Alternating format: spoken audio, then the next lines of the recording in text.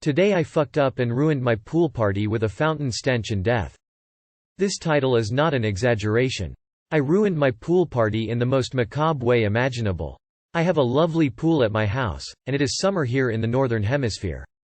Those are about the only justifications I need to throw a pool party. I had one in progress yesterday. My pool has a fountain attached to it. Water, fed by a separate pump, cascades over rocks and into the pool. Also lovely. I fucked up big time. I did not run the fountain at all during the off-season. Normally I do click it on occasionally to keep the pump primed. Not this winter though. This winter I chose careless optimism. When I did turn on the fountain for the first time this season, my guests were there. Children splashed happily in the water and attractive women lounged nearby in a variety of strings and tiny cloth pieces. I wanted ambiance, so I gave everyone pickled lizard juice. When the pump turned on, it was in fact already primed. Water began flowing immediately over the rocks and into the pool. But there was something wrong. So very wrong. The first thing someone noticed was the cloud of murk growing at the end of the pool nearest the fountain. Then, the immediate and overwhelming stench. A smell that defies description. One so repugnant that it seems to get into the cells of your frontal cortex and sticks with you for days. Sobering reality came down hard and fast on my piña colada day drunk. Lizards. The fucking lizards. During the off-season, they must have made a suicide pact and flung themselves down the slick-walled vertical pipe that feeds the fountain, where they stewed for months, creating a brackish lizard broth reserved for the devil himself. It's hard to say how many there were, but judging by the varying degree of decayed corpses now drifting in a cloud of unholy murk toward the children, it was many. My pool party ended abruptly, and now I'm contemplating how to fix the 20,000 gallons of death soup I've created.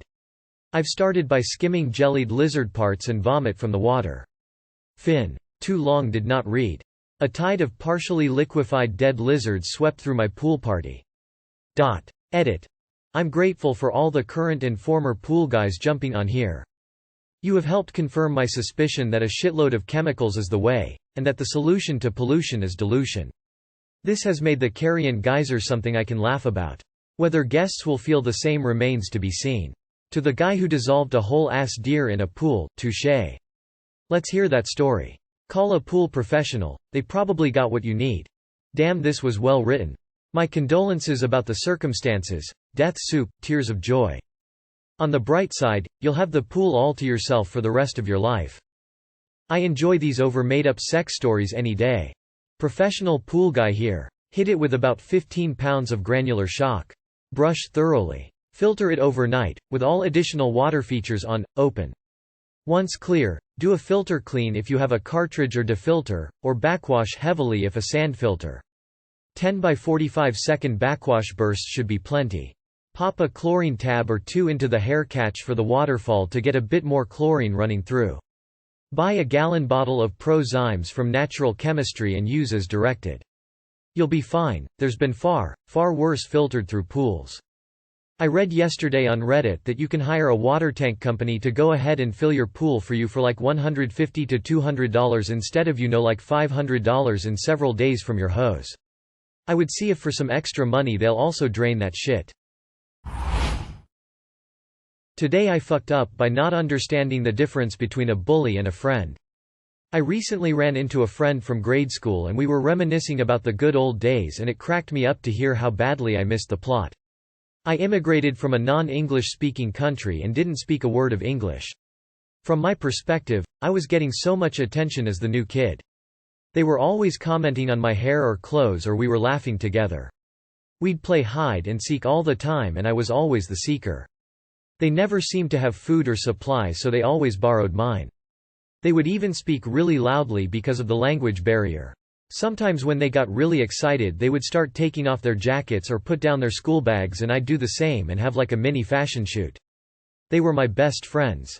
From her perspective, they were always laughing at my hair or clothes or English. They would steal my things, and hide and seek was really them running away from me. The times they'd get loud is when they were yelling at me, and whenever they tried to fight me and put their stuff down I'd try on their stuff. She mentioned times they'd run up to grab me and I'd just give them a hug. I was so clueless about their friendship for so long that they finally relented. She told me the moment it actually stopped being bullying on their end. We were working on a group project separated into our own little tables, and coming from an extremely strict school in my home country, not listening to the teacher was grounds for a massive beating. I desperately needed to pee and kept asking for the WC, water closet as it was taught back home, and the teacher had no idea what I was saying and asked me to sit down. Wanting to avoid a brutal beating, I just sat there till I couldn't hold it and went in my chair. My table immediately noticed and could see how petrified and mortified I looked. I was about to break into tears, but before anyone could really react, the most popular guy stood up, took his full juice bottle and emptied it all over me. The rest of the group starting doing the same to each other and having a juice fight. We had to clean up, and I have no idea how much trouble anyone got over it. I always thought of it as an embarrassing moment saved by some of my best friends, but to realize we weren't even friends at the time restored my faith in humanity. Too long did not read. As an immigrant child that didn't speak English, I misunderstood teasing and bullying as friendship behavior. We truly became friends the day I pissed my pants and they covered for me. You wholesomed them into being good people. I kinda love it. Kids are little evil shits sometimes. The silver lining is that you didn't get the trauma that bullying often causes. Instead, you got a sad, funny story to share here. You were such a nice person, you literally destroyed the children's cruelty. You're awesome. 0. That is a perversely beautiful story. Ignorance is bliss. She mentioned times they'd run up to grab me and I'd just give them a hug. Gigachad. Oh my, I just wanna hug you. Today I fucked up when I high-fived a girl. Last night I, 19 male, went out for dinner with a girl I met online. The two of us were done with each other by the time the bill arrived. We had zero chemistry in person. I was so disappointed that I decided to walk home instead of calling an Uber. I live in a city that loves to celebrate on weekends, so the walk did a good job of distracting me from overthinking my disappointing date. The streets were busy. Clubs were packed. Restaurants were full. Even the local brothel had maxed out their parking space. Along the way I noticed an attractive girl standing outside one of the popular pubs. I assumed she was either drunk or high or both based on the way she was staring at the night sky and smiling. It was none of my business and I was prepared to just walk past her without reacting. But as soon as I was close enough, she randomly raised her hand like she was waiting for me to high-five her. Not being one to let a high-five go to waste, I did what I thought she wanted and high-fived her. The moment our hands connected, she unexpectedly pulled me in for a hug and literally squeezed me like we were being reunited after Thanos snapped us out of existence. It was random as fuck, but considering how I was feeling after my date, I accepted the warm embrace of an attractive girl who may or may not have been on another planet at that moment. Less than 5 seconds into the hug I got pulled away by an aggressive guy who decided to fucking headbutt me. For some reason the girl was still holding onto my hand and ended up going down with me as I fell to the ground. Aggressive guy also lost his balance somehow and landed on top of me. Based on the number of times he said, ow, and, fuck, back to back, it was safe to say the headbutt hurt both of us. A group of random strangers from the pub intervened before things could escalate. I was picked up and pulled in one direction while aggressive guy and the girl was being pulled in another direction. From what I could hear through the noise, aggressive guy was under the impression that his GF, aka the hugger, needed to be rescued from the creep on the street, aka me. Thus, the headbutt. The girlfriend was an unreliable witness because she had no idea who I was or what was happening.